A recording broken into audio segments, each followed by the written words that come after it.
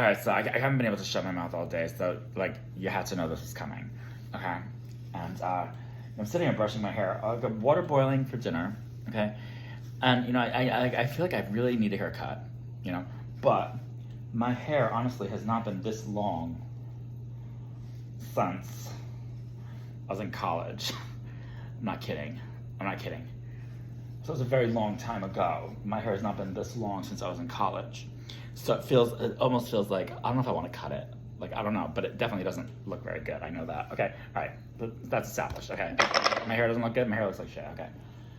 Oh my God, I can't, so here's the thing. I was painting at someone's house today. I was painting at a client's house today, and something had occurred to me. And it was, I talk a lot about this one fake friend that I had who I believe, I believe tried to destroy my reputation in this town and say things about me that weren't true. Now, do I have any evidence of that happening? No, I have zero evidence of that. I have no specific knowledge of anything, but all I have is my gut instinct, I guess you could say. In other words, so this is what happened. I was at this person's house painting, okay? And there were just things. There was like money, there was like some money left out, and then there was like some things that I would consider like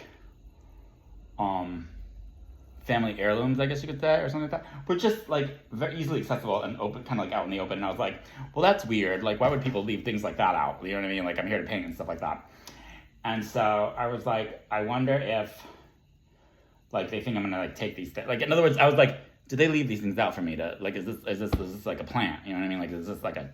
If I walked into some kind of and then of course I don't steal. So of course obviously I'm not gonna take it. But then I realized what occurred to me while I was painting it. Like, something said to me, said, you know what? This individual is going to say that you stole these things and maybe even damage this stuff, And I was like, okay, but I'm not going to steal this stuff. And that's not what I'm not going to, nor am I going to damage this stuff. And I was like, but it doesn't matter. You understand? The trap has already been set. Like, you've walked into the trap. And so I was like, oh, fuck. Like, so what my answer said, it doesn't matter. It's like, you've already walked into the trap. This is what this person is going to say about you. They've set the trap for you, and regardless if you take it or not, it's already been set. Like, this is what's going to happen. This person is going to say that you stole this stuff, and that you possibly even damaged these things, and that's just how it's going to go. And all you can do is just do your best here, finish up, and leave. And you're going to have to get. And after I left, I was like, oh my God, it's like, okay, and you're going to have to get very comfortable with the fact that that people aren't going to know your side of the story, okay, for like maybe a very long time, okay? And now at that time, I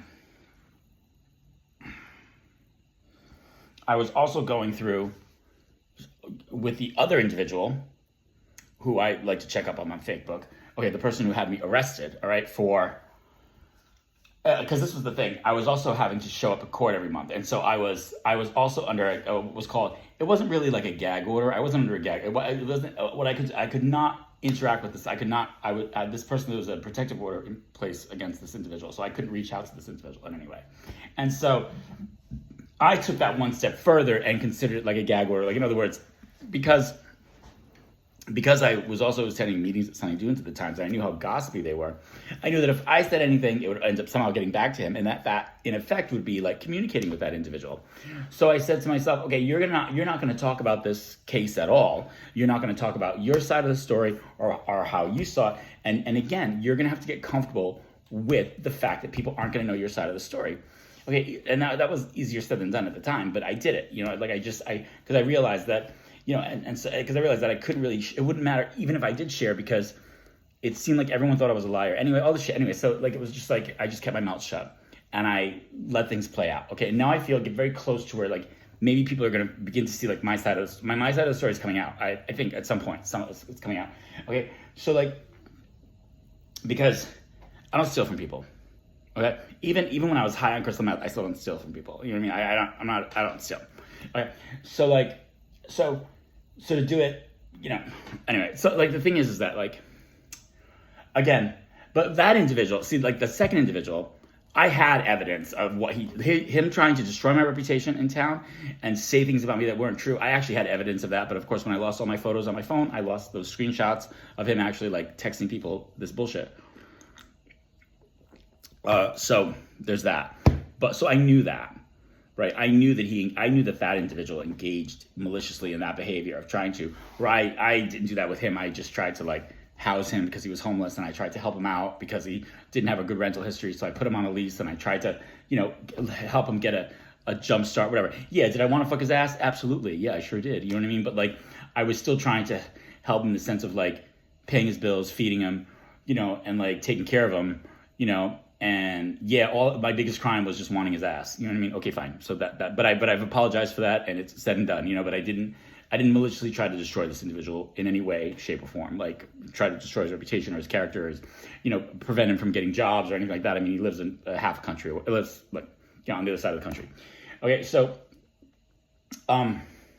so meanwhile, I still had to show up to court every month. Which was also causing me to relapse because like every time I had to show up to court, it was devastating to me to have to do that because it was like, I've never been involved with the law. I've never been arrested. I've never committed crimes other than, doing crystal meth or doing drugs, which was really the only crime I've ever really committed, was like doing drugs. And, okay, maybe occasionally I sold some, but like, it was only to like little amounts to friends, people that I knew, whatever. It was not like I had a fucking, anyway. So yeah, that was really it.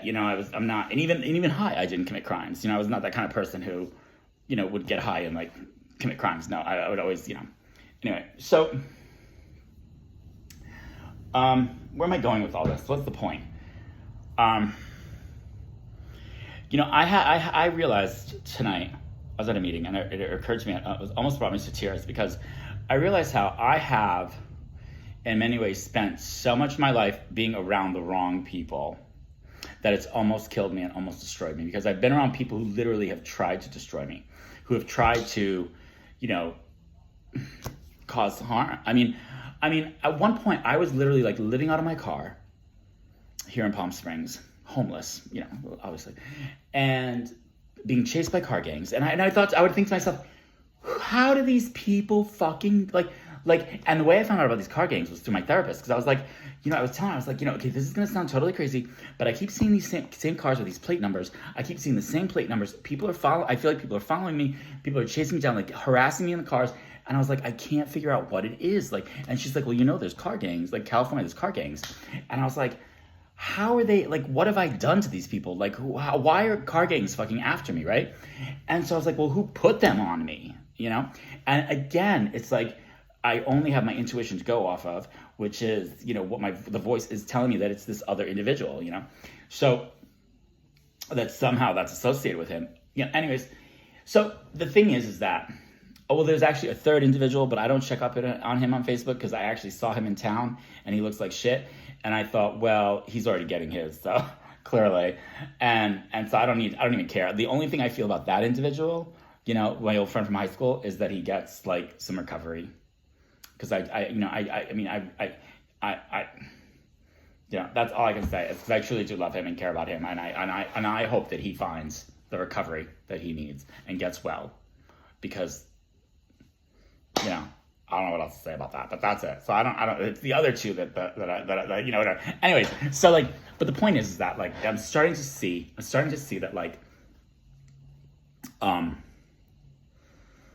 starting to see that like, I can forget them, and that I'm getting okay with being like not seeing what's gonna happen because I know what's gonna happen. Like in other words, like the shit that I don't know how people can live with themselves. I don't know how you can just try to destroy someone, try to destroy their reputation, to say all this stuff to try to destroy someone. How do you live with and you don't destroy them? And it's like, okay, then how do you live with yourself? Like, how do you even live with yourself after that? Like, how do you get up every day and like go on with your life? It just blows my mind, But it's all good. I don't wish these people. I don't wish bad things on them. It may sound like I am. All I pray is that but the thing is that God will take care. I just give it to God. God's going to take care of it. God will give these people exactly what they deserve. That's fine. He will do it. I know he will. God will give it to them. I know God will. I know God will give it to them. So it's fine. And I'm okay with that. Because God's gonna give it to them way better than I could. And I'm fine with that. Because I don't even want to get involved. I don't even want to be a process. You know what I mean? Because if I do, then it's just bringing more shit on myself, you know? And I don't need that. I've had enough bullshit in my life, you know what I mean? But anyways, I guess I don't think I'm rambling right now. I think I have a lot to say because it's been a very, you know, I mean, you know, so many people, I love these people who think that they can fuck with me. It's like, if you only knew, like, how many people have tried to fuck with me, how many people have tried to destroy me, how many people have tried to kick me down, hold me down, break me, all this shit, and they haven't. And I will say for a while, they kept me high because that shit kept me high for a long time, but it's not anymore. And so now that it's not, and now that I've like found some things for me that I've begun to work on those things that can't be taken away and that can't be interrupted. And so that can't be, you know, and that's like, that's, you know, that's the greatest gift of all, because now I can be true to myself without interruption, and I can be who I am without fear, and so it's like, you know, those people who tried to break me and those people who tried to hold me back and kick me down and all that bullshit, you know, God bless them, you know, and God bless them, and you know, I wish them well, truly, and you know, good luck with everything, you know, because that's and I want nothing to do with these people either. Like, I want nothing to do with them, because those are the type of people that I've spent too much time around. I've spent too much of my life, you know, trying to be friends with the wrong people, the people who were only my enemies, you know, my enemies who were doing the most damage to me. And how long that I have suffered, like, trying to find work and trying to, you know, get anyone to just help me, you know, to break through that, like, all that bullshit of, like, people thinking that I was this, I don't even know what, you know, not a good person. And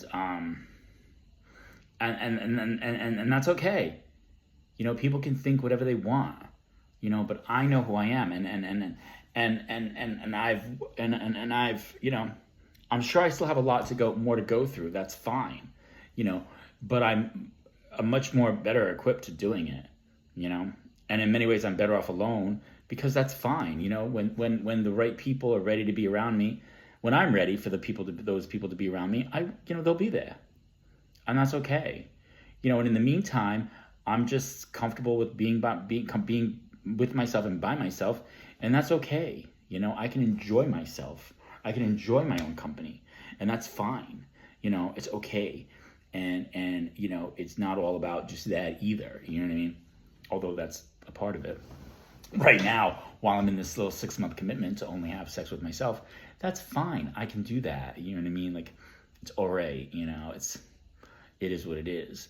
So I think my water's probably boiling, but I don't care right now. Because I've needed to say this all day. Yeah, I guess that's it. All right, bye.